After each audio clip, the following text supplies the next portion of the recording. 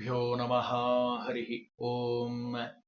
यतो जन्माद्यस्य श्रुतिसुनयमानैकविषयात् तन्त्रस्तन्त्रज्ञो गुरुरपि गुरोर्यश्च जगताम् विमूढा यत्तत्त्वम् प्रकटमिह वेत्तुम् सुमनसो मुकुन्दम् ध्यायाम वहतकुहकम् तम् स्वमहसा सर्वविघ्नः प्रशमनम् सर्वसिद्धिकरम् परम् सर्वजीवप्रणेतारम् वन्दे जगतम् हरिम् करोतु मम कल्याणम् हरिर्हयमुकामिदः गुरुश्च मध्वनामा मे वरदोऽस्तु निरन्तरम् वाणिते करवण्यम्ब चरणो सर्वदा मद्वाक्यसरणीर्भूयात् श्रीमदाचार्यभावग समाश्रयेद्गुरुम् भक्त्या महाविश्वासपूर्वकम् निक्षिपे ಸರ್ವಭಾರಾಂಶ್ಚ ಗುರು ಶ್ರೀ ಪಾದಪಂಕಜೇ.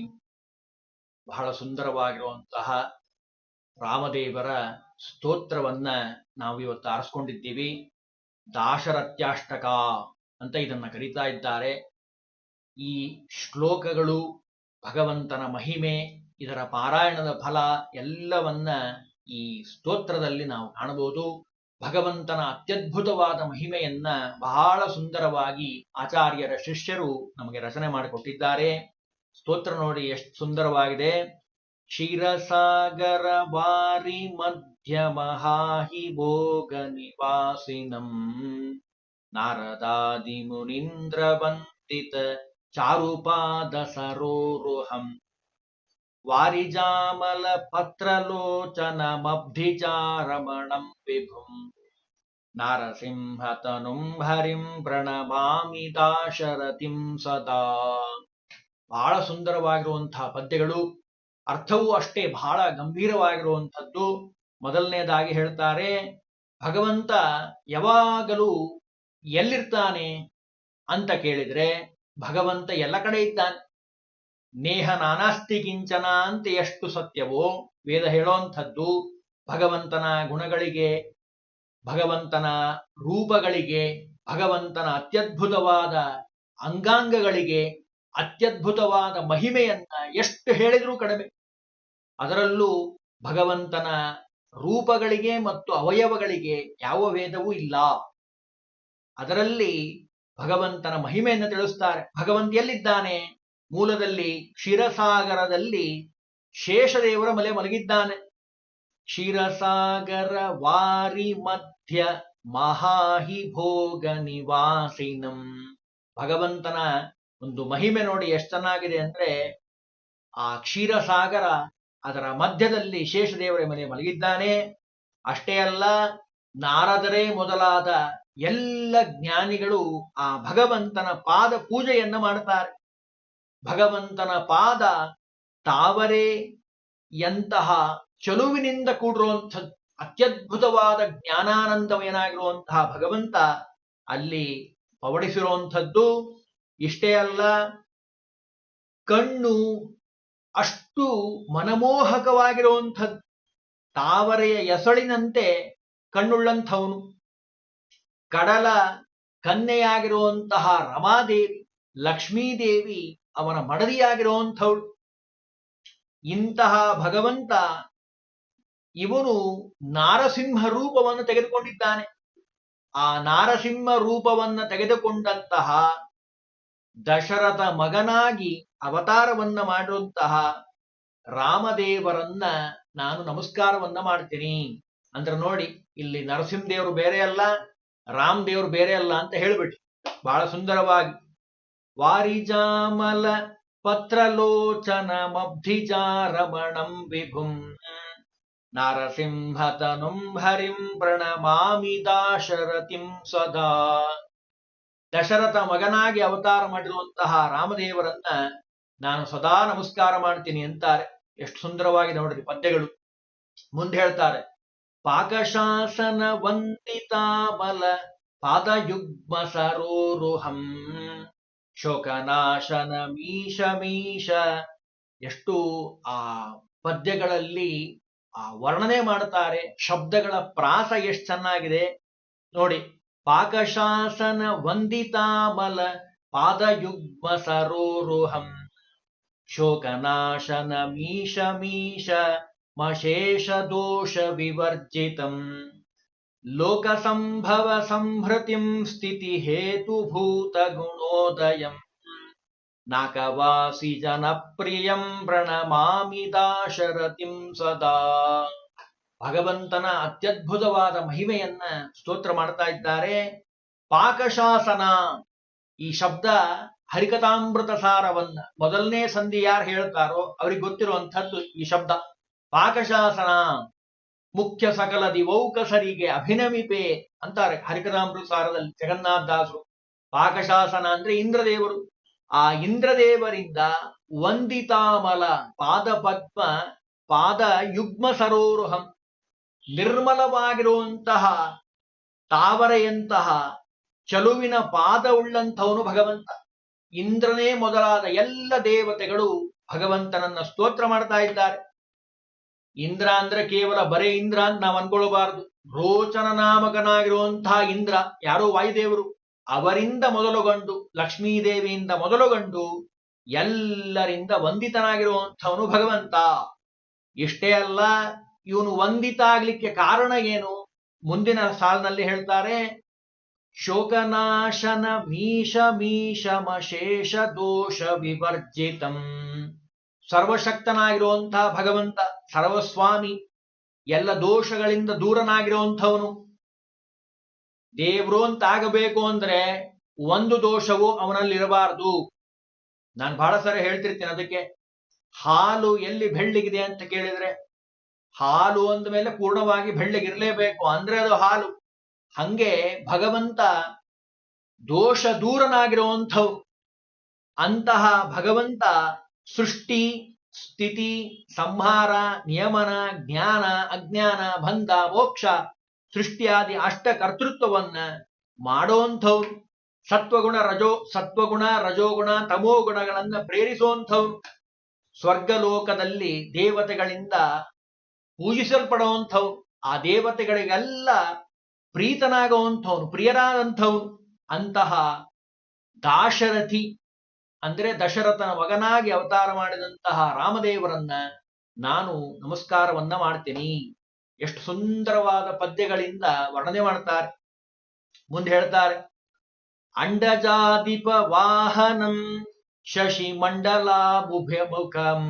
ಬಹಳ ಸುಂದರವಾದ ಶಬ್ದ ನೋಡ್ರಿ. ಅಂಡಜಾಧಿಪ ವಾಹನಂ. ಅಂಡಜಾಧಿಪ ಯಾರು? ಅಂಡದಲ್ಲಿ ಹುಟ್ಟಿದಂಥವನು. ಕಥೆ ಬಹಳ ವಿಸ್ತಾರವಾಗಿದೆ, ಅಷ್ಟೆಲ್ಲ ಹೇಳೋದಿಲ್ಲ. ಅಂಡಜ ವಾಹನ ಯಾರು? ಗರುಡನನ್ನ ವಾಹನವಾಗಿ ಉಳ್ಳಂಥವನು ಯಾರು? ಭಗವಂತ. ಚಂದ್ರನಂಥ ಮೋರೆ, ಅವನ ಮುಖ ಚಂದ್ರ ಮಂಡಲ, ಚಂದ್ರನನ್ನ ಮೀರಿಸುವಂಥದ್ದು. ಕೋಟಿ ಕೋಟಿ ಚಂದ್ರರು ಬಂದ್ರು ಆ ಭಗವಂತನ ಆ ಪ್ರಭೆಯನ್ನ ಮೀರಿಸ್ಲಿಕ್ಕೆ ಸಾಧ್ಯ ಆಗೋದಿಲ್ಲ. ಅದನ್ನು ವರ್ಣನೆ ಮಾಡ್ತಾರೆ. ಅಂಡಜಾದಿಪ ವಾಹನಂ ಶಶಿ ಮಂಡಲಾಭ ಮುಖಂ ಮಹಾ ದಂಡಕಾವನ ಸೇವಿತಂ ವರ ಕುಂಡಲಾಂಗದ ಭೂಷಣಂ. ಭಗವಂತ ರಾಮದೇವರಾದಾಗ ದಂಡಕಾರಣ್ಯ ವಾಸಿಯಾಗಿದ್ದ. ನಮ್ಗೆಲ್ಲ ರಾಮಾಯಣ ಕೇಳಿರೋರಿಗೆ ಚೆನ್ನಾಗಿ ಗೊತ್ತಾಗತ್ತೆ. ಎಲ್ಲ ಮುನಿಗಳಿಂದ ಸೇವೆ ಮಾಡಿಸ್ಕೊಂಡ. ಜ್ಞಾನಿಗಳ ಹತ್ತಿರ ಯಾವಾಗ್ಲೂ ನಾವಿರಬೇಕು. ಭಗವಂತನಿಗೆ ಕಾಡೇನು ನಾಡೇನು ಎಲ್ಲವೂ ಒಂದೇ ಅಂತ ತೋರಿಸ್ಬೇಕಾಗಿದೆ ಜಗತ್ತಿಗೆ. ಅದಕ್ಕೋಸ್ಕರವಾಗೇ ಕಾಡಿಗೆ ಹೋದ ಭಗವಂತ. ನಾಡಿನಲ್ಲಿದ್ರೂ ಭಗವಂತ, ಕಾಡಿನಲ್ಲಿದ್ರೂ ಭಗವಂತ, ಯಾವ ವ್ಯತ್ಯಾಸವೂ ಭಗವಂತನಿಗಿಲ್ಲ ಅಂತ ಜಗತ್ತಿಗೆ ತೋರಿಸಬೇಕಾಗಿ ಭಗವಂತ ಹೋಗಿರುವಂಥದ್ದು. ಎಲ್ಲ ಮುನಿಗಳಿಂದ ಪೂಜೆಗೊಳ್ಳುವಂಥವನು. ಮುಂದೆ ಹೇಳ್ತಾರೆ, ಚಂಡ ವಿಕ್ರಮ ಖಂಡಿತಾಸುರ ಮಂಡಲಂ ಮಧುಸೂದನಂ ಪಾಂಡವ ಪ್ರಿಯ ಸಾರಥಿಂ ಪ್ರಣಮಾಮಿ ದಾಶರಥಿಂ ಸದಾ. ಬಹಳ ಸುಂದರವಾದ ಪದ್ಯದಲ್ಲಿ ಹೇಳ್ತಾರೆ, ಭಗವಂತ ತನ್ನ ಉಗ್ರ ಪೌರುಷದಿಂದ ಭಗವಂತ ಏನ್ ಮಾಡಿದ್ದಾನೆ? ಎಲ್ಲ ಅಸುರರನ್ನ ಸಂಹಾರ ಮಾಡಿದ್ದಾನೆ. ರಾವಣ ಕುಂಭಕರ್ಣ ಎಂತೆಂತ ಅಸುರರಿ, ಬ್ರಹ್ಮದೇವರ ವರದಿಂದ ಉನ್ಮತ್ತರಾದಂಥವ್ರು, ಅವರನ್ನೆಲ್ಲ ಸಂಹಾರ ಮಾಡಿದ್ದಾನೆ ಭಗವಂತ. ಜೊತೆಗೆ ಅರ್ಜುನನ ಮೇಲೆ ಬಹಳ ಪ್ರೀತಿ ಭಗವಂತನಿಗೆ. ಅದಕ್ಕೆ ಏನಾದ? ಸಾರಥಿಯಾಗಿ ಕೂತ್ಕೊಂಡ ರಥದಲ್ಲಿ. ಪಾಂಡವ ಪ್ರಿಯ ಸಾರಥಿಂ ಮಮ ಪ್ರಾಣಾಹಿ ಪಾಂಡವ. ಅಂತಾನೆ ಭಗವಂತ. ನನ್ನ ಪಂಚಪ್ರಾಣ ಅದು ಪಾಂಡವರು, ಅದಕ್ಕೋಸ್ಕರವಾಗಿ ನಾನು ಆ ಅರ್ಜುನನಿಗೆ ಸಾರಥಿಯಾಗಿ ಕೂತ್ಕೊಂತೇನೆ. ಅಂತಹ ಮಧುಸೂದನ, ಏ ಭಗವಂತ, ಅವನು ಏನಾಗಿದ್ದಾನೆ, ದಶರಥನ ಮಗನಾಗಿ ಅವತಾರ ಮಾಡಿದಂತಹ ಆ ರಾಮದೇವರನ್ನ ನಾನು ನಮಸ್ಕಾರವನ್ನ ಮಾಡ್ತೀನಿ. ಮುಂದೆ ಹೇಳ್ತಾರೆ, ತರ್ಕ ನಿಶ್ಚಿತ ಚಿತ್ತ ವೃತ್ತಿಭಿ. ಶಬ್ದಗಳ ಪ್ರಾಸ ನೋಡಿ ಎಷ್ಟು ಚೆನ್ನಾಗಿದೆ. ತರ್ಕ ನಿಶ್ಚಿತ ಚಿತ್ತ ವೃತ್ತಿಭಿ ಪ್ರತ್ಯರ್ಕ್ಯ ಗುಣೋದಯಂ ಶಕ್ರ ಗರ್ವ ವಿದಾರಣಂ ಧೃತ ಚಕ್ರಮಕ್ರಮ ವರ್ಜಿತಂ ಅರ್ಕಮಂಡಲ ಮಧ್ಯವರ್ತಿನಮಕ್ಷಯಂ ಪುರುಷೋತ್ತಮಂ ಶುಕ್ರ ನೇತ್ರ ಹರಂ ಹರಿಂ ಪ್ರಣಮಾಮಿ ದಾಶರಥಿಂ ಸದಾ. ಎಷ್ಟು ಸುಂದರವಾಗಿ ವರ್ಣನೆ ಮಾಡ್ತಾರೆ ಅಂದ್ರೆ, ಈ ತರ್ಕ ಮಾಡೋರು ಅಂತ ಇರ್ತಾರೆ, ನಾವು ಕೇಳಿರ್ತೀವಿ ಎಲ್ಲ ಕಡೆ. ಅವ್ರದ್ದೇನ್ ಕೆಲಸ ಅಂದ್ರೆ ವಾದದ ಮೇಲೆ ವಾದ, ತರ್ಕಕ್ಕೆ ಪ್ರತಿತರ್ಕ ಮಾಡ್ತಾನೆ ಇರ್ತಾರೆ.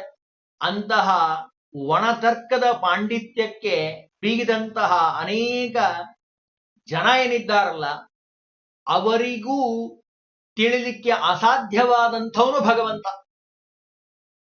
ತರ್ಕದಿಂದ ನಾನು ಹೇಳ್ತೀನಿ, ಭಗವಂತ ತಿಳಿಲಿಕ್ಕೆ ಹೋಗ್ತೀನಿ ಅನ್ನೋರಿಗೆ ಭಗವಂತ ನಿಲುಕೋದಿಲ್ಲ ಅಂತಾರಿಲ್ಲಿ. ತರ್ಕ ನಿಶ್ಚಿತ ಚಿತ್ತ ವೃತ್ತಿಭಿ ಪ್ರತರ್ಕ್ಯ ಗುಣ ಅಂದ್ರೆ ಆ ತರ್ಕಕ್ಕೂ ಮೀರಿದಂಥ ಗುಣದಿಂದ ಕೂಡಿರುವಂಥವನು ಭಗವಂತ. ಅಷ್ಟೇ ಅಲ್ಲ, ಇಂದ್ರದೇವರಿಗೆ ಒಂದು ಸಂದರ್ಭದಲ್ಲಿ, ಅಂದ್ರೆ ಗೋವರ್ಧನ ಪರ್ವತವನ್ನು ಎತ್ತಿದಂತಹ ಸಂದರ್ಭದಲ್ಲಿ, ಸ್ವಲ್ಪ ಗರ್ಭ ಬಂದಿರುವಂತಹ ಸಂದರ್ಭದಲ್ಲಿ ಅದನ್ನ ಕಡಿಮೆ ಮಾಡದಂಥವನು. ಶಕ್ರ ಗರ್ವ ವಿದಾರಣಂ. ಶಕ್ರ ಅಂದ್ರೆ ಇಂದ್ರ, ಅವನ ಗರ್ವವನ್ನ ನಾಶ ಮಾಡಿದಂಥವನು. ಧೃತ ಚಕ್ರಮಕ್ರಮ ಅಂದ್ರೆ ಎಷ್ಟು ವರ್ಣನೆ ಮಾಡ್ತಾರೆ ಅಂದ್ರೆ, ಕೈಯಲ್ಲಿ ಚಕ್ರ ಹಿಡಿಯೋದೇ ಇಲ್ಲ, ನಾನು ಆಯುಧವನ್ನೇ ಹಿಡಿಯೋಲ್ಲ ಅಂತ ಹೇಳಿದ್ದ ಭಗವಂತ. ಭೀಷ್ಮಾಚಾರ್ಯ ನಾನು ಹಿಡದೇ ತೀರಿಸ್ತೇನೆ ಭಗವಂತನ ಹತ್ರ ಅಂತ ಅವ್ರು ಶಪಥ ಮಾಡಿದ್ರು. ಅದಕ್ಕಿಲ್ಲಿ ಹೇಳ್ತಾರೆ, ಇಂದ್ರನ ಗರ್ವವನ್ನ ಪರಿಹಾರ ಮಾಡಿದಂಥವ್ರು, ಜೊತೆಗೆ ಚಕ್ರವನ್ನ ಹಿಡಿದಂಥವ್ರು, ಭಕ್ತನ ಮೇಲೆ ಅನುಗ್ರಹ ಮಾಡ್ಲಿಕ್ಕೋಸ್ಕರವಾಗಿ ಭೀಷ್ಮ ಮುಕ್ತಿ ಪ್ರದಾಯಕ ವಿಷ್ಣು ಸಹಸ್ರನಾಮ ಹೇಳ್ತದೆ. ಅಂತಹ ಭಗವಂತ ಎಲ್ಲಿ ಕೂತಿದ್ದಾನೆ, ಬರೇ ವೈಕುಂಠದಲ್ಲಿದ್ದಾನೆ ಅಂತ ಅನ್ಕೋಬೇಡ್ರಿ. ಮತ್ತೆ ಎಲ್ಲಿದ್ದಾನೆ? ಅರ್ಕಮಂಡಲ ಮಧ್ಯವರ್ತಿನ ಮಕ್ಷಯಂ ಪುರುಷೋತ್ತಮಂ ಧೇಯ ಸದಾ ಸವಿತ್ರ ಮಂಡಲ ಮಧ್ಯವರ್ತಿ ನಾರಾಯಣ ಸರಸಿಜಾಸನ ಸನ್ನಿವಿಷ್ಟ. ನಿತ್ಯದಲ್ಲಿ ಗಾಯತ್ರಿ ಮಂತ್ರವನ್ನ ಜಪ ಮಾಡೋ ಸಂದರ್ಭದಲ್ಲಿ ಸೂರ್ಯಮಂಡಲದಲ್ಲಿ ಸ್ಥಿತನಾಗಿರುವಂತಹ ಆ ನಾರಾಯಣ ಏನಿದ್ದಾನಲ್ಲ, ಅವನೇ ದಾಶರಥಿ ರಾಮ. ರಾಮದೇವರು ಬೇರೆ ಅಲ್ಲ, ನಾರಾಯಣ ಬೇರೆ ಅಲ್ಲ, ಅದನ್ನ ಹೇಳ್ತಾ ಇದ್ದಾರೆ. ಅಂತಹ ನಾಶವಿರದ ಪುರುಷೋತ್ತಮ ಭಗವಂತನಿಗೆ ನಾಶ ಅನ್ನೋದಿಲ್ಲ. ಇಷ್ಟೇ ಅಲ್ಲ, ಶುಕ್ರ ನೇತ್ರ ಹರಂ. ವಾಮನಾಗಿ ಬಂದಂತಹ ಸಂದರ್ಭದಲ್ಲಿ ಬಲಿರಾಜ ದಾನ ಕೊಡಬೇಕು ಅಂತ ಹೊರಟ. 3 ಪಾದ ಭೂಮಿಯನ್ನ ನೀರು ಹಾಕ್ಬೇಕಲ್ಲ ಗಿಂಡಿಯಿಂದ. ವಿಂಧ್ಯಾವಳಿ ಅಂತ ಅವನ ಹೆಂಡತಿ ಹೆಸರು, ಕರೆದ ಹೆಂಡತಿಯನ್ನ ನೀರು ಹಾಕು ಅಂತ. ನೀರು ಹಾಕ್ತಾ ಇದ್ದಾಳೆ, ನೀರು ಬರ್ತಾನೆ ಇಲ್ಲ. ದರ್ಬೆಯಿಂದ ಭಗವಂತ ಅದರಲ್ಲಿ ಚುಚ್ಚಿದ, ನೀರು ಬರೋ ಜಾಗದಲ್ಲಿ ಸ್ವಲ್ಪ ನೀರು ಸರಿಯಾಗಿ ಬರಲಿ ಅಂತ. ಅಲ್ಲಿ ಶುಕ್ರಾಚಾರ್ಯ ಹೋಗಿ ಕೂತಿದ್ರು, ನೀರು ಬೀಳಲಾರ್ದಂಗ್ ಮಾಡಬೇಕು ಅಂತ. ಆ ಶುಕ್ರಾಚಾರ್ಯರ ಒಂದು ಕಣ್ಣು ಹೋಗೇ ಬಿಡ್ತು ಯಾವಾಗ ಭಗವಂತ ಚುಚ್ಚಿದ್ನು. ಅದನ್ನ ಹೇಳ್ತಾರೆ ಶುಕ್ರ ನೇತ್ರಹರಂ. ಆ ಶುಕ್ರಾಚಾರ್ಯರ ಕಣ್ಣನ್ನ ತೆಗೆದಂತಂಥವನು. ಅಂತಹ ಅಂದ್ರೆ ಸತ್ಕಾರ್ಯಕ್ಕೆ ಯಾವತ್ತೂ ವಿಘ್ನ ಆಗಬಾರದು. ಆ ಭಗವಂತ ಅದನ್ನು ಮಾಡಿ ತೋರಿಸ್ತಾ ಇದ್ದಾನೆ. ಅಂತಹ ದಾಶರಥಿ ಅಂದ್ರೆ ರಾಮದೇವರು ನನ್ನನ್ನ ರಕ್ಷಣೆ ಮಾಡಲಿ. ಮುಂದೆ ಹೇಳ್ತಾರೆ, ಬಾಲಕೇಶಿಮಶೇಷ ದಾನವ ನಾಶನಂ ಪ್ರಣವಾತ್ಮಕಂ ಸ್ಥೂಲ ಸೂಕ್ಷ್ಮತನುಂ ವಿಭುಂ ಗುಣ ಕಾರಣಾತ್ಮ ಗುಣೋದಯಂ ಲೀಲಯಾ ಧೃತ ಭೂತರಂ ಪರಿಪಾಲಿತಾಖಿಲ ಗೋಕುಲಂ ನೀಲಕುಂಚಿತ ಮೂರ್ಧಜಂ ಪ್ರಣಮಾಮಿ ದಾಶರಥಿಂ ಸದಾ. ಶಬ್ದಗಳು ಅತ್ಯಂತ ಮನೋಹರವಾಗಿರುವಂತಹ ಶಬ್ದಗಳು. ಆ ಶಬ್ದಗಳಲ್ಲಿ ಲಾಲಿತ್ಯದಲ್ಲಿ ಭಗವಂತನ ಅತ್ಯದ್ಭುತವಾದ ಮಹಿಮೆಯನ್ನು ತೋರಿಸ್ತಾರೆ. ಬಾಲಕೇಶಿ ಮಶೇಷ ದಾನವ ನಾಶನಂ ಪ್ರಣವಾತ್ಮಕಂ. ಪುಟ್ಟ ಮಗುವಿನ ಹಾಗೆ ಏನೇನೂ ಗೊತ್ತಿಲ್ಲಪ್ಪ ಅಂತ ಅನ್ನೋ ಹಾಗೆ. ಮಗು ಹೇಗಿರ್ತದೆ ಏನೂ ಗೊತ್ತಿರೋದಿಲ್ಲ ಮಗುಗೆ. ಹಾಗೆ ಭಗವಂತ ಎಲ್ಲರ ಜೊತೆ ಆಟ ಆಡಿದ್ದಾನೆ, ಬಾಲ ಗೋಪಾಲಕನಾಗಿದ್ದಾನೆ, ಎಲ್ಲ ದಾನವರನ್ನ ನಾಶ ಮಾಡಿದ್ದಾನೆ. ಅದು ಬಹಳ ಮಹತ್ವದ್ದು. ಭಗವಂತ ನೋಡೋದಕ್ಕೆ ಮಗುವಾಗಿ ಕಂಡ್ರು ಭಗವಂತನ ಅತ್ಯದ್ಭುತವಾದ ಸಾಮರ್ಥ್ಯ ಅಮೋಘವಾಗಿರುವಂಥದ್ದು. ಯಾಕೆ? ಪ್ರಣವಾತ್ಮಕಂ, ಪ್ರಣವದಿಂದ ಓಂಕಾರದಿಂದ ಪ್ರತಿಪಾದ್ಯನಾದಂಥವನು ಭಗವಂತ. ಇಷ್ಟೇ ಅಲ್ಲ, ಸ್ಥೂಲ ಸೂಕ್ಷ್ಮತನು ವಿಭುಂ, ಭಗವಂತ ಸಣ್ಣದಕ್ಕಿಂತ ಸಣ್ಣವನು, ದೊಡ್ಡದಕ್ಕಿಂತ ದೊಡ್ಡವನು. ಅಂದ್ರೆ ಸಣ್ಣವನು ಆಗ್ಲಿಕ್ಕೆ ಸಾಧ್ಯ, ಭಗವಂತನಿಗೆ ಅವಕಾಶ ಇದೆ. ಅಣೋರಣೀಯಾನ್ ಮಹತೋ ಮಹೀಯಾನ್ ಅಂತ ಶಾಸ್ತ್ರದಲ್ಲಿದೆ, ಅದನ್ನು ಇಲ್ಲಿ ಹೇಳ್ತಾ ಇದ್ದಾರೆ. ಹಾಗೆ ಸಣ್ಣವರಲ್ಲಿ ಅತಿ ಸಣ್ಣವನಾಗವ, ದೊಡ್ಡವರಲ್ಲಿ ಅತಿ ದೊಡ್ಡವನಾಗವ. ಭಗವಂತನಷ್ಟು ದೊಡ್ಡವರು ಯಾರೂ ಇಲ್ಲ ಜಗತ್ತಿನಲ್ಲಿ. ಹಿರಿಯರಿಗಿಂತ ಅತ್ಯಂತ ಹಿರಿಯನಾದಂಥವನು ಭಗವಂತ. ಸಜ್ಜನರ ಜ್ಞಾನಾನಂದ ವೃತ್ತಿಗೆ ತನ್ನ ಹಿರಿಯ ಗುಣಗಳನ್ನ ಆವಿಷ್ಕಾರ ಮಾಡಿ ಕೊಟ್ಟಿರುವಂಥವನು. ಜೊತೆಗೆ ಆಟ ಆಡೋ ಹಾಗೆ ಏನು ಕಷ್ಟಪಟ್ಟಿಲ್ಲ ಭಗವಂತ. ಅವನೇನು ಮಾಡ್ದ? ಗೋವರ್ಧನ ಪರ್ವತವನ್ನೆತ್ತಿದ್ದಾನೆ, ಲೀಲಯಾಧೃತ ಭೂಧರಂ. ಎಲ್ಲರಿಗೂ ಆಶ್ಚರ್ಯ, ಏನ್ರಿ ಇಂಥ ದೊಡ್ಡ ಪರ್ವತವನ್ನ ಕಿರುಬೆರಳಿನಲ್ಲಿ ಎತ್ತೋದು ಅಂದ್ರೇನು? ಇಡೀ ಗೋಕುಲವನ್ನ ಆಪತ್ತಿನಿಂದ ಪಾರು ಮಾಡಿದಂತಹ ಆ ಕಪ್ಪು ಮುಂಗುರುಳನ್ನ ಹೊಂದಿರುವಂತಹ ನೀಲಕುಂಚಿತ ಮೂರ್ಧಜಂ ಪ್ರಣಮಾಮಿ ದಾಶರಥಿಂ ಸದಾ. ಅಂತಹ ಕೃಷ್ಣ ಪರಮಾತ್ಮ ಅವನೇ ರಾಮದೇವರಾಗಿ ಅವತಾರ ಮಾಡಿದ್ದಾನೆ. ಅಂತಹ ರಾಮದೇವರಿಗೆ ನಾನು ನಮಸ್ಕಾರ ಮಾಡ್ತೇನೆ. ಇನ್ನು ಮುಂದೆ ಹೇಳ್ತಾರೆ, ಮಂದಲಾಚರಧಾರಿಣಂ ದಶ ಕಂದರಾದಿ ವಿನಾಶನಂ ನಂದನಾಂಗಮಮೋಮಬ್ಧೆ ಪ್ರಿಯಮಿಂದಿರಾವರಮಚ್ಯುತಂ ಕಂದಜಾಸನ ಸೇವಿತಂ ಸುರ ವೃಂದವಂದಿತ ವಿಗ್ರಹಂ ನಂದ ಗೋಪಸುತಂ ಹರಿಂ ಪ್ರಣಮಾಮಿ ದಾಶರಥಿಂ ಸದಾ. ಎಷ್ಟು ಸುಂದರವಾಗಿ ಹೇಳ್ತಾರೆ ನೋಡಿ. ಭಗವಂತ ಮಂದರಾಚಲ ಪರ್ವತವನ್ನ ಹೊತ್ತಿದ್ದಾನೆ ಕೂರ್ಮ ರೂಪದಿಂದ. ಎರಡನೇದಾಗಿ ದಶಕಂದರ 10 ತಲೆ ಉಳ್ಳಂತಹ ರಾವಣನನ್ನ ಸಂಹಾರ ಮಾಡಿದ್ದಾನೆ. ಜೊತೆಗೆ ನಂದನಾಂಗಮುಮಾಪತೆ, ಬಹಳ ಸುಂದರನಾಗಿರುವಂತಹ ಭಗವಂತ. ಇವನನ್ನು ಪೂಜಾ ಮಾಡೋರು ಯಾರು ಅಂತ ಕೇಳಿದ್ರೆ ಉಮಾಪತೇಹೆ, ರುದ್ರದೇವರು ಕ್ಷಣ ಬಿಡದೆ ರಾಮದೇವರ ನಾಮವನ್ನ ಜಪ ಮಾಡ್ತಾರೆ. ರಾಮ ರಾಮೆ ಹೆಂಡತಿಗೆ ಕೂಡಿಸ್ಕೊಂಡು ಉಪದೇಶ ಮಾಡಿದ್ದಾರೆ. ಯಾರಿಗೆ? ಪಾರ್ವತೀ ದೇವಿಗೆ.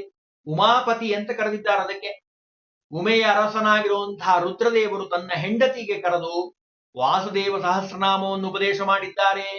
ಪದ್ಮಪುರಾಣ ಹೇಳ್ತಾ ಇದೆ. ರಾಮನಾಮವನ್ನು ಉಪದೇಶ ಮಾಡಿದ್ದಾರೆ. ಸಹಸ್ರನಾಮಗಳಿಗೆ ಸಮಾನವಾಗಿರುವಂತಹ ದಿವ್ಯವಾದ ನಾಮ ಅದು ರಾಮನಾಮ ತಾರಕ ಮಂತ್ರ. ಅದನ್ನ ನಿತ್ಯದಲ್ಲಿ ಜಪ ಮಾಡ್ತೀನಿ, ನೀನು ಜಪ ಮಾಡು ಅಂತ ಉಪದೇಶ ಮಾಡಿದ್ದಾರೆ. ಸೋಮಶೇಖರ ತನ್ನ ಭಾಮೆಗೇಳಿದ ಮಂತ್ರ ಅದನ್ನಿಲ್ಲಿ ತಿಳಿಸ್ತಾ ಇದ್ದಾರೆ. ಅಂತಹ ಉಮಾಪತಿಗೆ ಅತ್ಯಂತ ಪ್ರಿಯಕರನಾಗಿರುವಂತಹ ಇಂದಿರೆಯ ಪತಿಯಾಗಿರುವಂತಹ ಎಲ್ಲ ಬ್ರಹ್ಮಾದಿ ದೇವತೆಗಳಿಂದ ವಂದಿತನಾಗಿರುವಂತಹ ನಂದಗೋಪನಲ್ಲಿ ಅವತಾರ ಮಾಡಿದಂತಹ ಹೇ ದಶರಥ ನಂದನ, ಅಂದ್ರೆ ಕೃಷ್ಣ ಬೇರೆ ಅಲ್ಲ, ರಾಮದೇವರು ಬೇರೆ ಅಲ್ಲ, ಕೂರ್ಮರು ದೇವರು ಬೇರೆ ಅಲ್ಲ, ನರಸಿಂಹದೇವರು ಬೇರೆ ಅಲ್ಲ, ಎಲ್ಲವೂ ಒಂದೇ. ಭಗವಂತನ ರೂಪಗಳಿಗೆ ಭೇದ ಇಲ್ಲ ಅನ್ನೋದನ್ನು ತೋರಿಸ್ತಾ ಇದ್ದಾರೆ. ಮಂದರಾಚಲ ಧಾರಿಣಂ ದಶ ಕಂದರಾದಿ ವಿನಾಶನಂ ನಂದನಾಂಗಮುಮಾಪತೆ ಪ್ರಿಯಮಿಂದಿರಾವರ ವಚ್ಯುತಂ ಕಂದಜಾಸನ ಸೇವಿತಂ ಸುರ ವೃಂದವಂದಿತ ವಿಗ್ರಹಂ ಅಂತ ಗೋಪಸುತಂ ಹರಿಂ ಪ್ರಣಮಾಮಿ ದಾಶರಥಿಂ ಸದಾ. ಇನ್ನು ಹೇಳ್ತಾರೆ, ಮುಂದೆ ಹೇಳ್ತಾರೆ, ಕಂಸ ಮುಷ್ಟಿ, ಕಂಸ ನೇ ಮೊದಲಾದ ಅನೇಕ ದುಷ್ಟರು ಅವತಾರ ಮಾಡಿದ್ದಾರೆ. ಭಗವಂತ ಅವತಾರ ಮಾಡ್ಲಿಕ್ಕೆ ಕಾರಣ ಏನು ಅಂತ ಕೇಳಿದ್ರೆ, ಅನೇಕ ಜನ ದುಷ್ಟರು ಅವತಾರ ಮಾಡಿದ್ದಾರೆ ಭೂಲೋಕದಲ್ಲಿ. ಆ ಎಲ್ಲ ಭೂಮಿಯಲ್ಲಿರುವಂತಹ ದುಷ್ಟರನ್ನ ಸಂಹಾರ ಮಾಡ್ಲಿಕ್ಕೋಸ್ಕರವಾಗೇ ಭಗವಂತ ಅವತಾರ ಮಾಡಿರುವಂಥದ್ದು. ಭೂದೇವಿಯ ಪ್ರಾರ್ಥನೆ ಬ್ರಹ್ಮದೇವರಿಂದ ಮೊದಲುಗೊಂಡು ಎಲ್ಲರೂ ಹೋಗಿ ಪ್ರಾರ್ಥನೆ ಮಾಡಿದ್ದಾರೆ. ಭೂದೇವಿ ಬ್ರಹ್ಮದೇವರನ್ನು ಕರೆದುಕೊಂಡು ಹೋಗಿ, ಸ್ವಾಮಿ, ಭೂಲೋಕದಲ್ಲಿ ದುಷ್ಟರ ಹಾವಳಿ ಬಹಳ ಆಗ್ಬಿಟ್ಟಿದೆ, ಭೂಭಾರೋತ್ತರಣಾಯ ಚ ಜಾತಕ್ಕಂಸ ವದಾರ್ಥಾಯ ಭೂಭಾರೋತ್ತರಣಾಯ ಚ. ಅರ್ಘ್ಯ ಬಿಡ್ತೀವಲ್ಲ ಕೃಷ್ಣನ ಸಂದರ್ಭದಲ್ಲಿ, ಅವತಾರ ಮಾಡಿದಂತಹ ಸಂದರ್ಭದಲ್ಲಿ ಅದನ್ನೆಲ್ಲ ಇಲ್ಲಿ ಕ್ರೋಢೀಕರಿಸಿ ಹೇಳ್ತಾರೆ. ಭಗವಂತ ಅವತಾರ ಮಾಡಲಿಕ್ಕೆ ಇಂಥಿಂತ ಅಸುರರಿದ್ದಾರಂತೆ. ಕಂಸ ಮುಷ್ಟಿಕ ದುಷ್ಟಧೇನುಕ ಪೂತನಾದಿ ವಿನಾಶನಂ ಹಂಸಕೇಶಿ ನಿಶೋದನಂ ದಮ ಘೋಷಣ ಸುನು ವಿದಾರಣಂ ಅಂಸ ಮಧ್ಯ ಲಸನ್ಮಹಾಮಣಿ ಕೌಸ್ತುಭಾದಿ ವಿರಾಜಿತಂ ಹಿಂಸಕಾಸುರ ಭೇದಕಂ ಪ್ರಣಮಾಮಿ ದಾಶರಥಿಂ ಸದಾ. ಕಂಸ, ಮುಷ್ಟಿಕ ಅನ್ನುವಂಥ ಜಟ್ಟಿಯವನು, ದುಷ್ಟನಾಗಿರುವಂಥ ಧೇನುಕಾಸುರ, ಪೂತನಿ, ಕೇಶಿ, ಹಂಸ, ಏನ್ರಿ ಒಬ್ರಕ್ಕಿಂತ ಒಬ್ರು ಮಹಾದೈತ್ಯರು, ಎಲ್ಲರಿಗೂ ವರಬಲ, ಬ್ರಹ್ಮದೇವರು, ರುದ್ರದೇವರು, ಎಲ್ಲ ದೇವತೆಗಳ ವರಬಲದಿಂದ ಮತ್ತರಾಗಿರುವಂಥವ್ರು. ಅಷ್ಟೇ ಅಲ್ಲ, ಶಿಶುಪಾಲ ಇದ್ದಾನೆ, ದೇವರನ್ನ ಬೈದಂಥವನು, ಅವನ ತಲೆಯನ್ನ ಕತ್ತರಿಸಿದ್ದಾನೆ ಭಗವಂತ. ಜೊತೆಗೆ ಕೌಸ್ತುಭ ಮಣಿಯನ್ನ ಯಾವಾಗ್ಲೂ ಕೊರಳಲ್ಲಿ ಧಾರಣೆ ಮಾಡಿರುವಂಥವನು, ಪರಪೀಡಕರಾಗಿರುವಂತಹ ಎಲ್ಲ ಅಸುರರನ್ನ ಸಂಹಾರ ಮಾಡಿದಂತಹ ಹೇ ದಾಶರಥಿ, ದಶರಥ ಮಗನಾಗಿ ಅವತಾರ ಮಾಡಿದಂತಹ ರಾಮದೇವರಿಗೆ ನಾನು ನಮಸ್ಕಾರವನ್ನ ಮಾಡ್ತೇನೆ. ಇನ್ನು ಮುಂದೆ ಹೇಳ್ತಾರೆ, ಗೋಪಿ ಮಂಡಲ ಮಧ್ಯಗಂ ಸುರ ವೈರಿ ಮಂಡಲ ಧಾರಿಣಂ ಪಾಂಡವ ಪ್ರಿಯಮಿಂದ್ರ ಪೂರ್ವ ಸುರೌಘ ವಂದ್ಯ ಪದಾಂಬುಜಂ ಇಂದಿರಾರಮಣಂ ಗುಣಾರ್ಣವಮಂಬುಜಾಕ್ಷಮ ಮಾನುಷಂ ನಾರಸಿಂಹತನುಂ ಹರಿಂ ಪ್ರಣಮಾಮಿ ದಾಶರಥಿಂ ಸದಾ. ಗೋಪಿಕಾ ಸ್ತ್ರೀಯರ ಮಧ್ಯದಲ್ಲಿ ಇರುವಂತಹ ಅತ್ಯದ್ಭುತನಾಗಿರುವಂತವನು ಭಗವಂತ. ಜೊತೆಗೆ ರಕ್ಕಸರನ್ನ ಸಂಹಾರ ಮಾಡಿದಂಥವನು, ಎಲ್ಲ ದೇವತೆಗಳಿಗೆ ಪ್ರಿಯನಾದಂಥವನು, ಪಾಂಡವರಿಗೆ ಅತ್ಯಂತ ಪ್ರಿಯನಾಗಿರುವಂಥವನು, ಪಾಂಡವ ಪ್ರಿಯ. ದೇವತೆಗಳು ಎಲ್ಲರೂ ಭಗವಂತನ ಸ್ತೋತ್ರ ಮಾಡುವಂಥವ್ರು, ತಾವರೆಯಂಥ ಪಾದವುಳ್ಳಂಥವನು, ಲಕ್ಷ್ಮೀ ರಮಣನಾಗಿರುವಂಥವನು, ಗುಣಗಳ ಕಡಲಾಗಿರುವಂಥವನು, ಗುಣಾರ್ಣವ. ಒಂದು ಗುಣ ಎರಡು ಗುಣ ಅಂತ ಅನ್ನೋಂಗಿಲ್ಲ ಭಗವಂತನಲ್ಲಿ.